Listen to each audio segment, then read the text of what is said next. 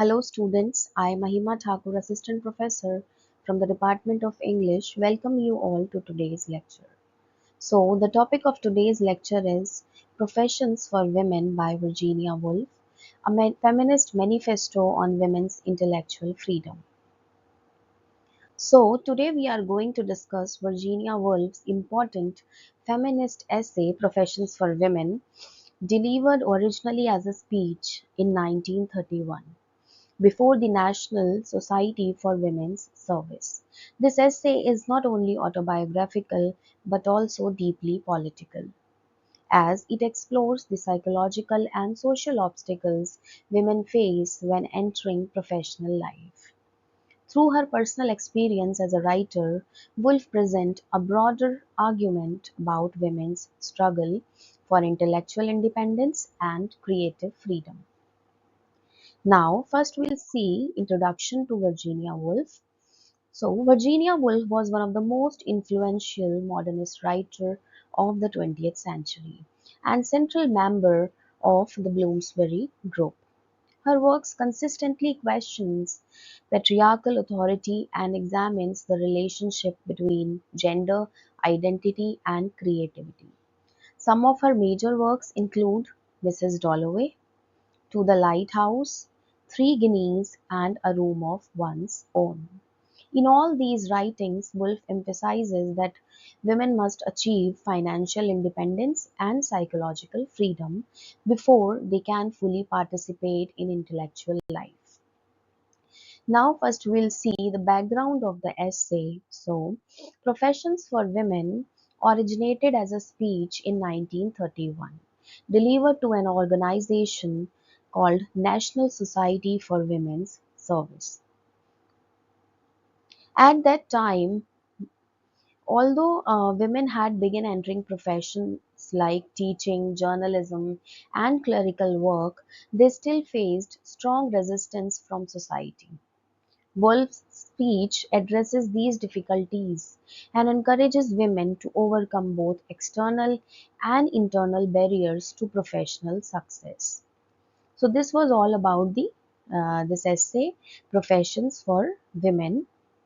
Now, if we talk about the central argument of the essay, we see that this essay is that women's shows that women's progress is not blocked only by legal or economic restrictions, but also by psychological conditioning. According to Woolf, women must overcome two major obstacles. First one is the internalized image of the angel of the house. And the second one is the social prohibition against speaking honestly about female experience. These barriers prevent women from expressing themselves freely. So the central argument talks about the this image, the angel of the house, and the social prohibition against speaking honestly about female experiences. Now we'll move forward and first see the meaning of professions. When Woolf uses the word profession, she does not simply mean employment. Instead, she refers to the independence, identity, and intellectual participation in society. A profession allows women to earn money, develop confidence, and express their ideas without dependence on male authority. So, now let's move forward and see the historical context of this essay. So, to understand this essay properly, we must consider the historical condition of women in early 20th century England. Women had only recently gained voting rights at that point of time. Access to higher education was still limited, and many professions remained closed to them. Society expected women to remain confined to the domestic roles as wives and mothers. Therefore, Woolf's speech represents a significant intervention in debates about women's public participation. Now, we'll see Woolf's personal experience. So, she earned through writing, faced internal resistance, symbolic example for women. writers. Woolf begins the essay by describing her own experience as a professional writer.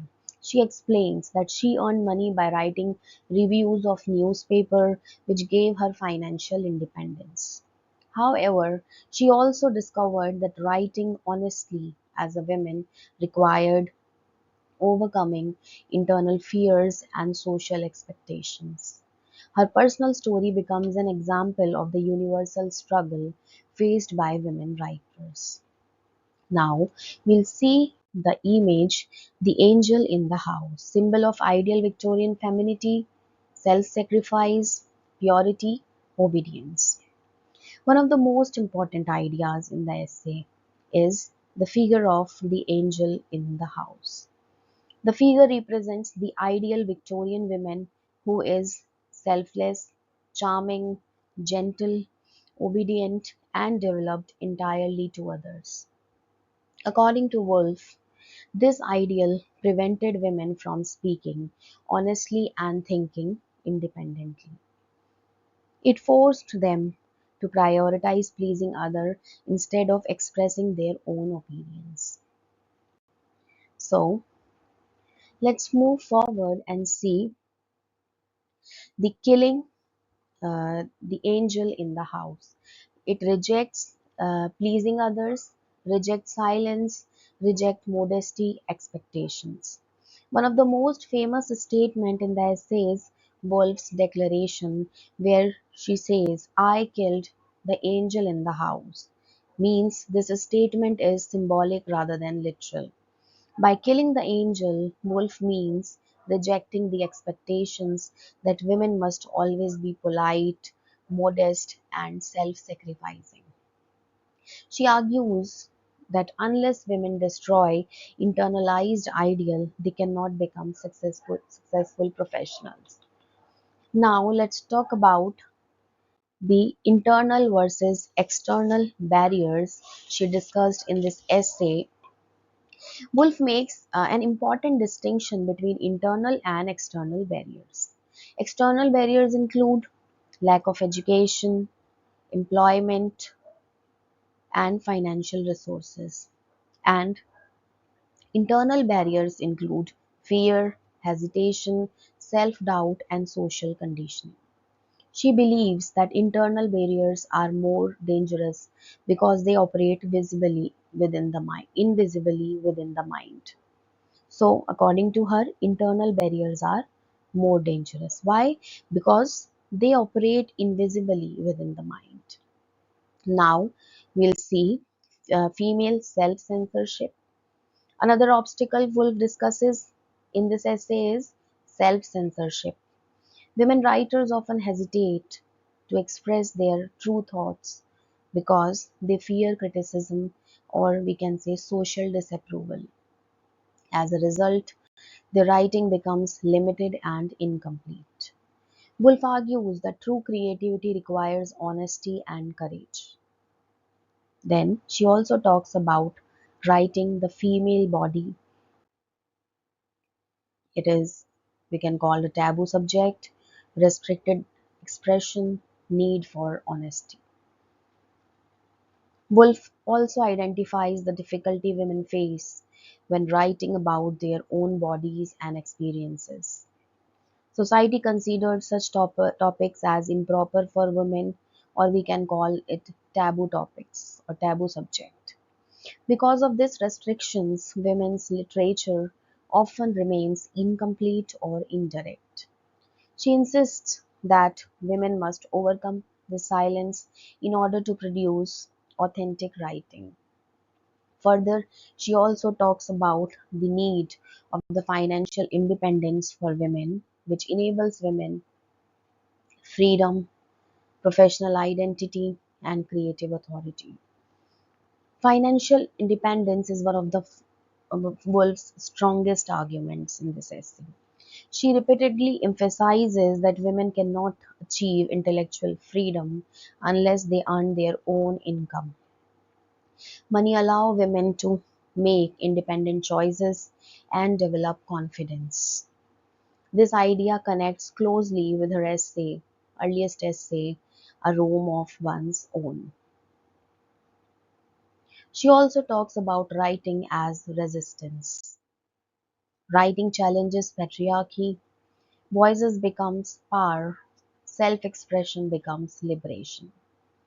For Woolf, writing is not only a creative activity but also a political act.